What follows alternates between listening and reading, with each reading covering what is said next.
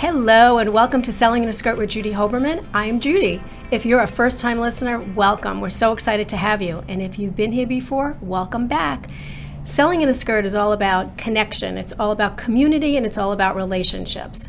We try to make sure that women feel empowered to do the things that they do best the way that they do best. And we also encourage men to be champions and advocates and sponsors for women. It's a really big deal when we find the right men because they raise their hand and they say, I want to be part of this. So it's very exciting. Well, what I love most about this actually is getting to meet the most amazing men and women and bring them onto the show as my guest. And today is absolutely no different. So I am thrilled and honored to bring you Faith Teope. And I'm going to read just a little bit about her. So, Faith is a multimedia journalist, an author, active advocate and retirement industry expert, serving as the visionary and CEO of Leverage Retirement, the 401k and ESOP provider inspired by people. Now, that's a mouthful, but I'm going to let Faith tell a little bit more about this piece, all the pieces of her amazing career. So, Faith, I'm super excited to have you here. Thank you for having me. I am thrilled. And I want you to just tell everybody who you are, what you do, and why you love what you do. Oh, yes. Well, simply, I am a businesswoman, and I have things that take, I call them channels of my attention. One channel of my business is 401ks and ESOPs, as you mentioned. We want every company to have a 401k for their people, but our primary focus is with banks. That's our specialty, both private and public. Mm-hmm. The second channel of business that gets my attention is my work with children and the people that raise them. Right now we have a great project that we're working on that we're excited about, financial literacy. And then the third channel that gets my attention is media. I am a contributing writer for Safe in Harm's Way, and I have a podcast that airs live on Clubhouse for 401k experts. And then I have an investigative podcast that is in tangent with the financial literacy project that I'm working on that is now a mini-series podcast called Savvy. Amazing, amazing, amazing. So we also know that there's always a backstory. You didn't just wake up one day and say, I'm going to do all these channels. It doesn't happen like that. So what's your backstory? Like, what got you started on this path for you? So what's your origin story? I think that it really has to date back to this time when I was in elementary school. And I was going to school in the Philippines, and I asked my mom for money to buy a snack at school. And without missing a beat, she told me, I will not give you money to buy a snack at school. I will give you money. You can go to the market, buy something to sell to your friends, and eat your profit. And I loved it. I did not eat my profit, but that is definitely the point where I can say the person I am today was birthed in that moment. And I think you mentioned the path that really got me here. We all have different experiences in our life, mm-hmm. and my children really shaped that path because I didn't want them to relive the traumatic experiences that I have in my life. So everything that I do is about teaching them the perspective that I want them to have, the mindset, the ability to be curious, to ask the right questions, and to not stop till you get an answer. You know, it's really interesting that you say that because most of the time, as children, we are very curious. We really are. We ask a million questions. I know my kids ask millions of questions. I know I ask millions of questions because I'm the question queen. Yes. But something happens and we stop asking questions. Mm-hmm. And I love the fact that you are, so open with your kids and telling them, just ask me the questions and I can give you what's going to follow that. But why do you think that we stop being so curious? Like, what happens? Because it just there's like a switch. Boom, okay, no more curiosity. I think part of it is survival. I really have to wonder if part of it is, we get so stuck in the focus of getting to where we think that we're supposed to be going that we just tune all the other things out. We don't give pause to curiosity. We don't give pause to say, it's always been done this way. Maybe there's a different way to do it, especially and even so when something is working well. Because it doesn't mean that it's working the best it could be, but we kind of ignore it. Yeah, and that's hard to figure out. That's the $1 million question of why it happens. Mm-hmm. But I want to ask you a question. You wear many hats. You are known as the Naked Professional. You're a 401k specialist. You're an advocate for domestic abuse. You made the leap to show up as Severely You, and you're a mom of 4 who is the most amazing role model for them, I might say. And I know you have other pieces to the puzzle, but sort this out for us. How do you do it all? Because we all have the same amount of time, and some of us run out of time, and some of us finish everything. And you seem to have it all, working.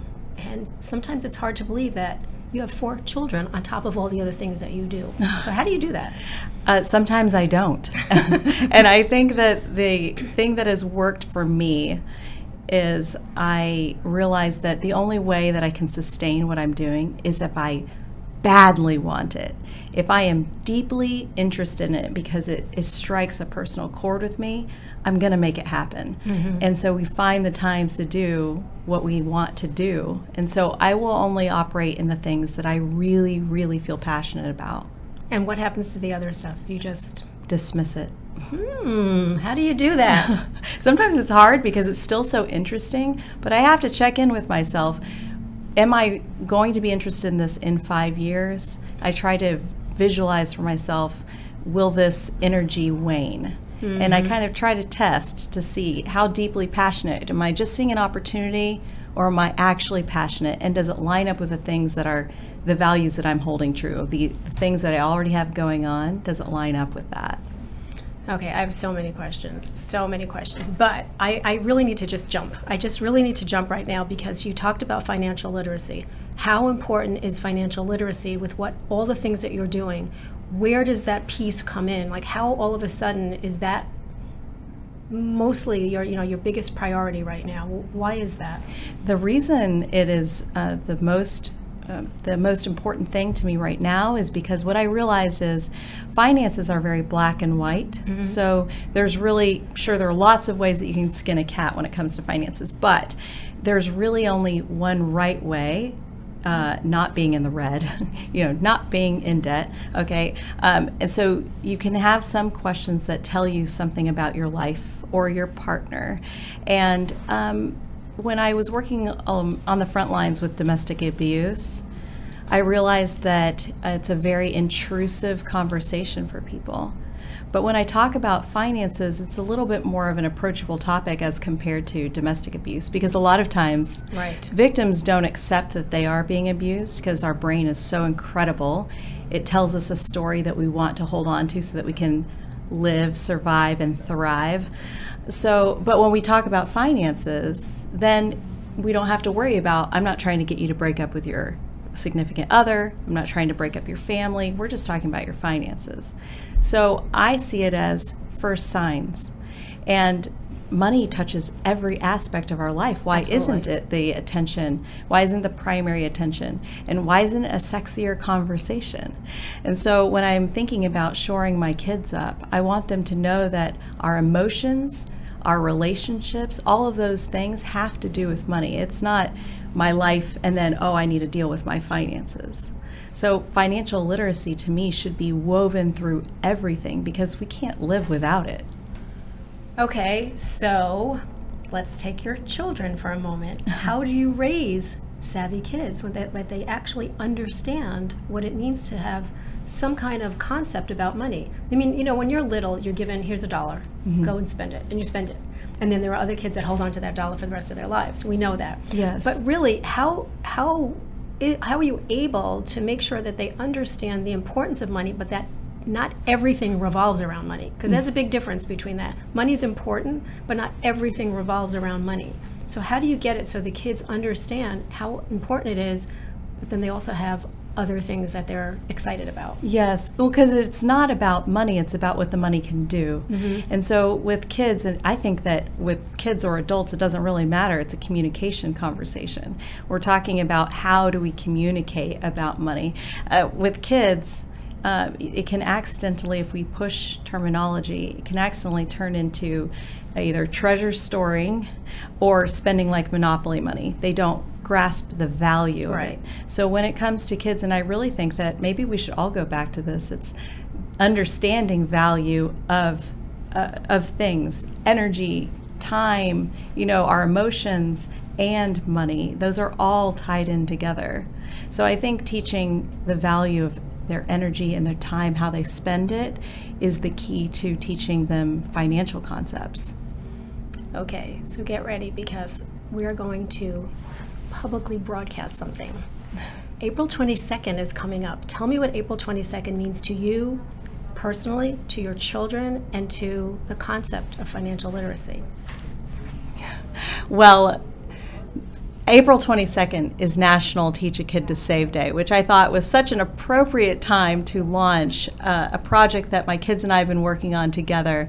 It's been so amazing to do this alongside my kids, but it started out to be just something that we were working inside of our house, trying to figure out how do we get, responsible, how do I get some help as a single mom, some help for laundry, cleaning the house, and help them understand the finances. So we've been working on a financial literacy book. It's a children's story that teaches, it lays the foundation for financial literacy in a fun and entertaining way. It's fun to watch them giggle about it, and I'm so excited to launch that. It launches on April 22nd. See, April 22nd, it's coming up. How did they respond to, doing a book project with you and to financial literacy? Were they shocked, or were they excited, or what's going on there? Involving them in the process the entire way kept them so engaged. I mean, I had them do the artwork for the different pages. I would read the story to them, and then I would have them read it with their inflection, and they would say, oh, this changed this is funnier. And I mean, I have 4 beta testers to tell me what's working and what's not, and then we talk about reward systems, and I got them involved in, well, what would be meaningful to you?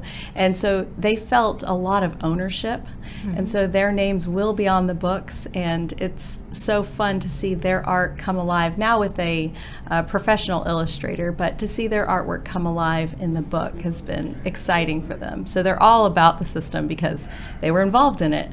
So, and what's your hope for this book? What do you want this to do? What kind of impact are you looking to make? And who is the audience? I think that the audience, though it's a children's book, this is really for children and the people who raise them. And what I'm hoping to get from it is true impact for these families, whatever that may be, a non-traditional family setup. But I love how I'm seeing it operate in my own household, and the idea that maybe it could affect other people's families or children and set them up for an accelerated progress, a different trajectory for them, just excites me to no end, because I deeply, from as far back as I can even think, I've always wanted people to really believe in their possibilities, believe in their potential, and I think that creating these opportunities, financial literacy concepts, putting that in their mind that I can earn $20,000 at whatever age. It's amazing to see that they think that it's very doable. They see it as doable, and they don't even know how to make the money. They don't have a job. They're underage. I was just going to say, just remember, you understand these kids they're not teenagers. No, this is for the age group of 5 to 11. So to see them realize that it is actually attainable to change their financial structure. They don't even know these words, financial structure, but to be able to think, I can dream big and I can make these things happen, that just lights me up. I am so excited. Now, with this whole launch and everything, there's also another piece. There's a series that you're doing around financial literacy, and you're bringing in people that have different perspectives. So it's not just about, do you understand about finances or anything like that. You're bringing in people that are looking at this a little bit differently. So talk about Savvy, because that's, something that's really exciting that can go way past the book. Yes, I love this. It's an investigative miniseries, and I love it because it is showcasing the fact that financial literacy isn't for financial experts to come in and talk to everyone about all the financial acumen they're supposed to have, so hurry up and study this. This is about getting different people's perspective on how it impacts you. And I love being able to talk to people who are in healthcare, in leadership, who are building products for children. All of them have such a surprising correlation to financial concepts. And that's why I think it's important to showcase these different perspectives, because it will resonate with someone and it will click for that parent or that guardian or that teacher to say, oh, that's what I need to do for my set of kids. Interesting. Yeah. Well, I mean, the series is going to be phenomenal. Is it out yet, or when is it coming out? It is not out yet, but it will be by the end of April, awesome. Right alongside the book. Well, what do you think of that? Okay, so I want to go back now to my favorite topic, which are women, because you are a professional businesswoman. You do lots of different things, and I am certain that you aren't always able to just do things, that you had to really, sit yourself down and say, I can do this, just like you're teaching your kids. And what was it that helped you? Because you're always put together. I mean, every time I talk to you, you are always together. Whether you're not really or not, it doesn't matter. But how do you get yourself to that mindset, even though it's hard, you make it look easy? And that, I think that's the beauty of it. So what is it that you do that makes it happen? And what happens when it doesn't happen? Like, how do you get yourself out of it? Because it's not always the easiest thing. Yeah, well, thank you for the compliment. Yes, sometimes it's a dumpster fire inside, but, lipstick's on. I think that there's a misconception that sometimes when you're going through dark times or very, very difficult days or a lot of chaos, that you can't get enough done. And I think, this is just my opinion, but I think that it needs to have a turn of phrase there, where instead we're saying, I'm giving it my all, I'm giving my 100%, because you may have no gas left in the tank, but if you just do something, that's still progress. And so when I have those rough spots where it's like the things are going crazy, sometimes I just have to have a list of 3 to 5 things. They may not be the right priority order. They may not even be the most strategic way for me to use my time, but I'm getting things done. I'm always making progress. I think that's important, knowing that I have dependents. So maybe I have the luxury of having 4 children and being a single mom, that I am forced to do things, be an example. Okay, but what happens when the imposter starts knocking at your door that you want to evict, and you just have to tell yourself, I can do this? Where does that come from? Like, because a lot of women in business, we all feel like imposters half the time. I remember being asked to do a big event. I said yes immediately without even thinking about it. But when I got home and I looked to see who else was on that, on the scoreboard there, I'm like, I cannot do this. I am not, smart enough. I'm not well known enough. I'm not this enough. I'm not tall enough. Whatever the enough is, I was not.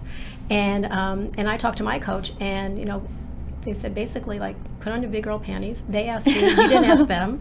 Like they want you. You have a great message. And all the things you want to hear. And I had to really talk to myself to get me to do it. Once I did it, it was amazing. I loved it. But I almost talked myself out of it because I wasn't feeling it. So what do you do when you get to that point where you're thinking, okay, my kids are great and I can do this and I've got these priorities and I'm moving forward, but I feel like an imposter? Well, I feel like what works for me is identifying what that fear is or what I'm nervous about, because then that means that what's on the other side of it is that's what I actually wanted. So I remember vividly the feeling of being an imposter, that people would find out I'm not an expert. I was a young 401k expert, and I thought they're not going to see me that way, and I'm not one anyways.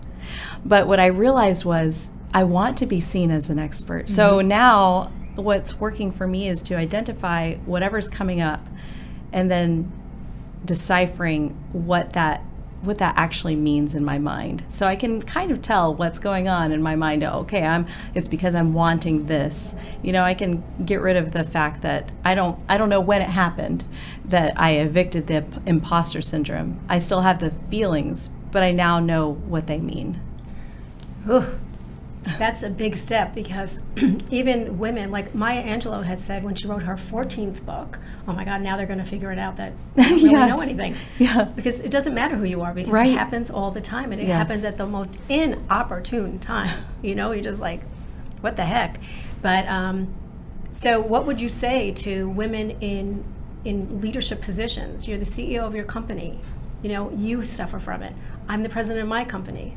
I suffer from it. What would you say to women just to get them to calm down a little bit, that it's okay? Well, I think that maybe let go of needing to be that perfect thing. And maybe we need to give ourselves grace. We say we're an imposter. Well, why not just own where we are? Well, why are we expecting so much perfection from ourselves? I feel like I'm speaking to myself right now. It works. Yes. I think we do need to give ourselves more grace. We don't have to know everything, every answer to everything. I run a 401k and ESOP company. I don't have every ESOP answer. It's a very tricky set of retirement plans. But you have people that you can ask. Yes. Now, when you ask, do you ever feel like they're thinking you don't know what you're talking about?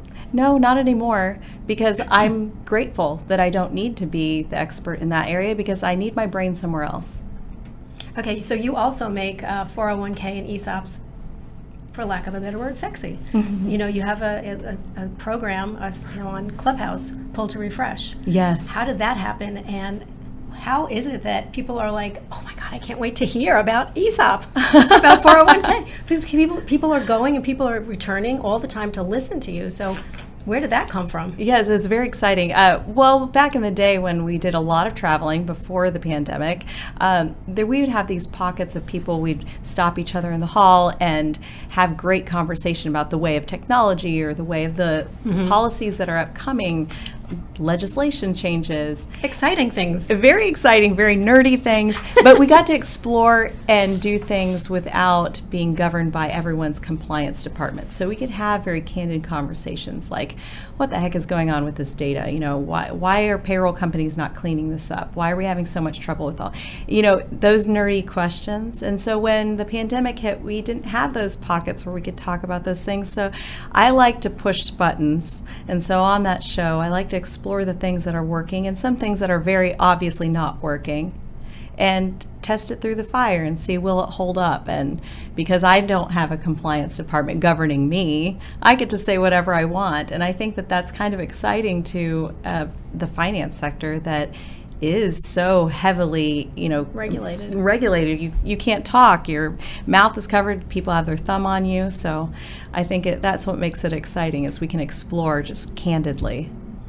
Well, when I have the opportunity to listen in, I'm always amazed at, the conversation, because it's so lively. And I'm thinking, where am I now? Because it doesn't actually make sense to me. But I remember, when I first started out, in 1990 with insurance, I remember being so excited about insurance. And people would say, how are you excited about this? I said, I don't know. There's just something about it that gets me going. And, and I'm able to protect people, and I'm able to do this with people. So I'd be exciting. But when I sit and I listen to, all those conversations, I actually, internally, I'm giggling, because I'm thinking, oh my God, this reminds me of why it was so exciting. Are you going to add to the show? Are you going to continue the show? What are you going to do with that? Yes, I'm so far rocking along. It seems to be exactly the fit that people are looking for. So I've been bringing on guests that are outside the industry as well as in the industry, who are really willing to either challenge something themselves or be challenged. And so I prepare them. I hope you have rhino skin, because I don't hold back. One guy came on who has a podcast that it has this kind of a sports theme to his finance discussions. And he revealed that he wants to work with high school and college students, or let that be their audience. And I asked him point blank, do you think you're still relevant at your age? I'm curious what his thoughts were and how he would answer it. And so I just try to prepare people who come on as guests. Wait, what was his answer? He said, oh, I hope so. That's hysterical. That's hysterical. But those are the kind of questions that you ask. Yes. And the conversation keeps going. That's the fun part. Right. Yeah. Woo. Yeah. Gloves are off. The gloves are off. So tell me what the rest of 2023 is looking like for you. What are you most excited about? This book. Oh, it is, taking so much center stage of my life right now. Watching my kids get involved with it and teaching them business skills alongside it. Watching some of them have a natural proclivity to marketing. That's just so exciting. And then to be able to talk to presidents of the PTO, or talk to banks or different financial institutions, former NBA players. It's amazing to watch them light up because they see it a little bit differently of how that book could impact the people that they're involved with. So that's just, you know, keeping me really going right now. Okay, so when you are a bestseller after April 22nd, then what? What are you going to do with it? What are you going to do with the book? I think it needs a follow-up. Oh. I think we need to tap into the emotional side of things, and I think there's so much that goes hand in hand with behavior and finances, so I think that will be my next focus. And where do you think the parents are going to find the value? Do you think they're going to find the value of reading the story to their children? Do you think they're going to find the value in themselves of things that maybe they should be doing differently? Because, you know, when you talk about reward systems, we all like to be rewarded. And what are we going to, you know, what are you going to tell the parents? Like, why is this so important for you? Because they're going to feel something different. Maybe they're going to feel gypped that they didn't have it. Yes, I hope so. I hope that this gives them an extra oomph to the parenting that they're already doing. And we're working so hard as parents to raise our kids to be the best and most successful that they can possibly be. I hope this just gives them an extra oomph, and I hope they feel that. So I put parent resources in there, and I'm hoping that they'll feel fueled by it. Maybe it'll even give them a different perspective of how to think about whether it's behavior or even their behavioral finances that they've got going on. Interesting. Interesting. I can't wait for this to happen and all unfold because there's so many pieces. I know it's going to be incredible. But at the same time, you're doing something for yourself. So what are you doing for yourself?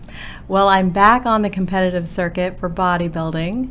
That's something that I've just always loved doing, and I feel like I'm finding myself again. I have a competition coming up in 2 weeks, and of course, it's the same weekend as the book launch. Of course. Why would you do anything differently? I don't know. Why would I? So it felt perfect. Well, that's good. And we definitely wish you the best. Thank you. With everything.